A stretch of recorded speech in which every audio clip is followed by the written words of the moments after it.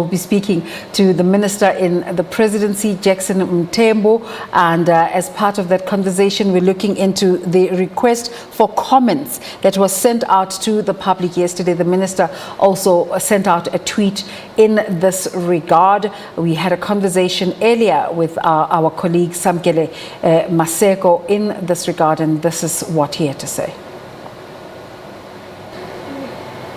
Essentially, within that presentation that was done by the ministers yesterday, in particular the Minister of Co-operative Governance and Traditional Affairs, Dr. Nkosazana Dlamini-Zuma, what stood out is the regulations and the restrictions that were being presented by the minister in respect to this level 4 lockdown and what is in comparison to the current stage that we're on, which is stage 5. Minister Nkosazana Dlamini-Zuma basically saying that those current restrictions that are there are being shifted to level 4, which is just below a full-blown lockdown at stage 5, saying that South Africans still can't go out and go to the gym, they still can't go out and jog, they can exercise under stringent conditions, which are yet to be stipulated, but one can assume that those particular stringent conditions would be that you exercise in the comfort of your house or in your garden, but you can't go out, as they've said that this particular lockdown of level 4 still requires that South Africans and those who are particularly within the country, they have to stay within the parameters that they're in. They can't go outside, they can't go and visit their neighbors, for instance. South Africans can't go and visit their relatives as well.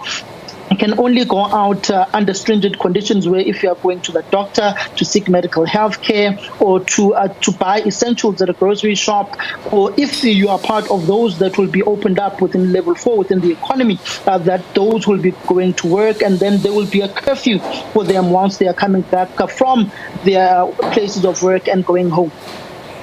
So two interesting points that have stuck out and created some sort of conversation. One, the announcement by the Minister in the Presidency that there will be public participation, and also the clarification about the allowing of the sale of cigarettes from the 1st of May.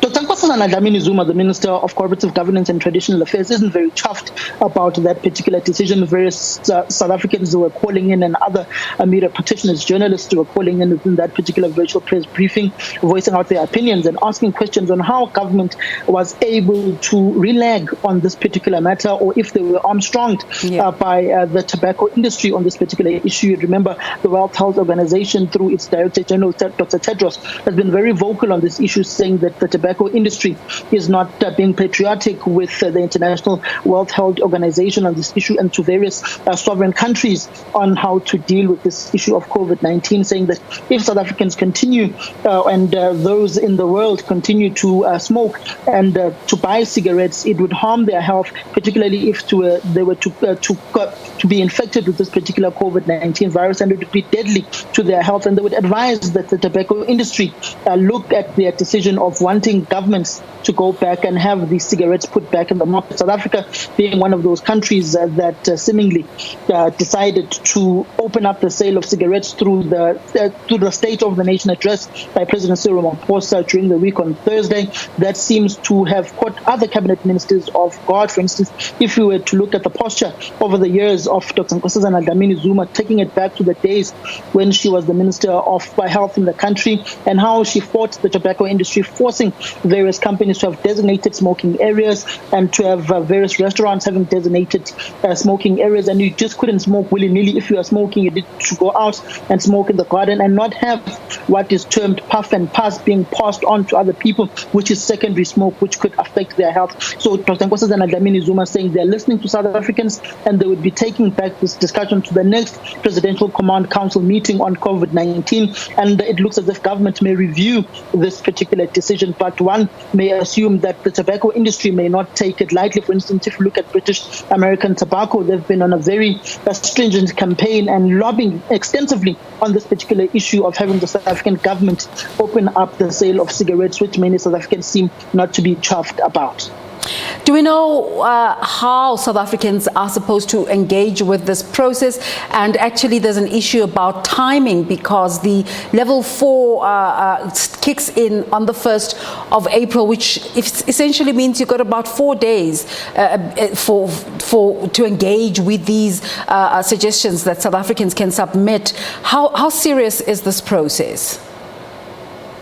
Well, Desiree, one may say that the South African government this time around has dropped the ball, and in particular when it comes to the issue of allowing public comments for the general public on this particular issue of the regulations and the restrictions for stage 4 of the lockdown. They issued out a tweet late yesterday in the presidency, Jackson Mthembu, saying they're allowing South Africans to communicate and to voice out their opinions, and their deadline is tomorrow, which is a public holiday at about 2:30, if I'm not mistaken. I'm not sure of the time, but they've got until tomorrow afternoon. The deadline is actually 12 midday tomorrow.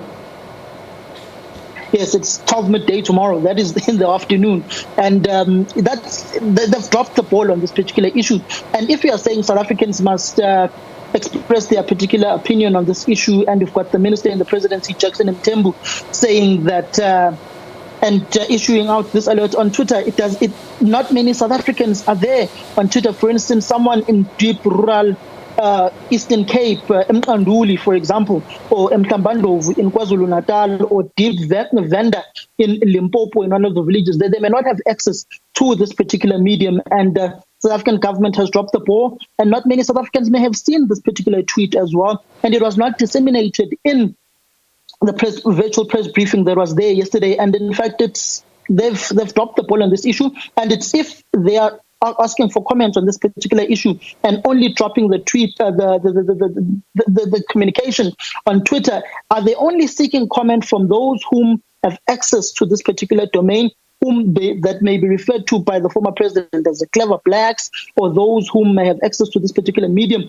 who are affluent financially? What about those particularly within the rural parts of the country whom don't have access to this particular medium? How do they communicate with the government? How do they take their various proposals to the South African government? The clarity there isn't being disseminated by the South African government, and in particular, the man who's in charge of government communications, Minister Jackson Mthembu, the minister in the presidency.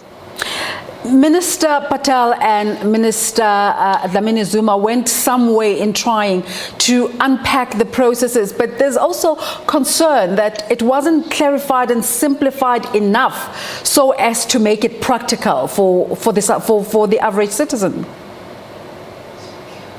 It wasn't made practical for the average citizen. For instance, if you go to the Minister of Trade and Industry, Ibrahim Patel, Minister Ibrahim Patel was particularly speaking about those whom want to open up their businesses and want to trade, particularly within this lockdown. They've got to submit their various proposals to the African government and their applications, and how they would basically observe and adhere to the various restrictions of not to transmit the COVID-19 virus and to protect their employees. For instance, Minister Ibrahim Patel went into detail that a third of the workforce that is stipulated clearly in the State of the Nation address by President Cyril Ramaphosa of the companies that will be coming on stream in this lockdown stage 4 would have to have stringent measures of testing and screening their employees. But also, Minister Ibrahim Patel was speaking especially and specifically to the economic cluster and to the businesses that would want to come on stream. For instance, the businesses within the retail sector that would be coming on stream to sell clothes, winter clothes for kids, and the various restaurants that will be coming on stream that will be delivering food to those whom will be ordering online. Those are some of the issues that Minister Ibrahim Patel was touching on, and not to the general South African citizenry and the citizenry and those who are within the country from other countries who are here within this time frame of the lockdown. He was not speaking to them indirectly in having their inputs sent to the African government on how the restrictions they perceive them and the regulations that must be put in place for this stage 4 of the lockdown. Samkele Maseko there. Let's just recap on some of the things that were said at that briefing yesterday by the Minister of COGTA and the Minister of Trade and Industry. We'll start with the Minister of Trade and Industry, Minister Patel.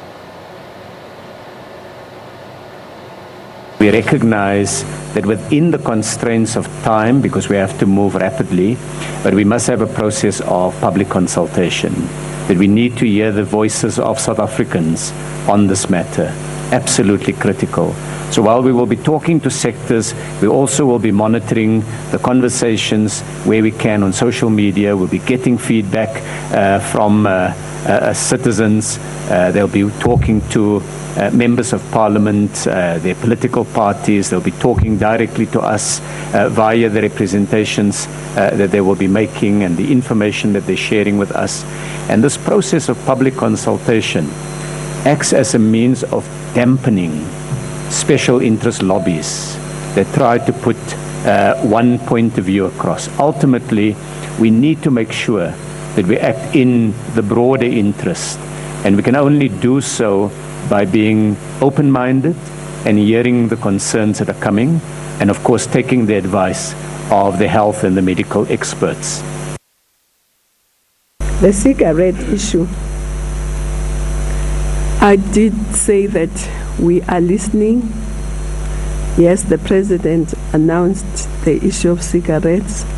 We are hearing you, your arguments, and we will take it back and see what happens after those discussions. While listening, government, we have listened to you, and I think the other people who wanted smoking also have been speaking, but we are hearing. We'll take the matter back, and I will discuss it and see what comes out of it. Or continue to contribute on our social media pages about that conversation we'll be having with the Minister in the Presidency, Jackson Mthembu. Just to clarify a few conversation in terms of that risk-adjusted strategy and some of the conversations that have come out of there, especially that invitation to the public to contribute into this process.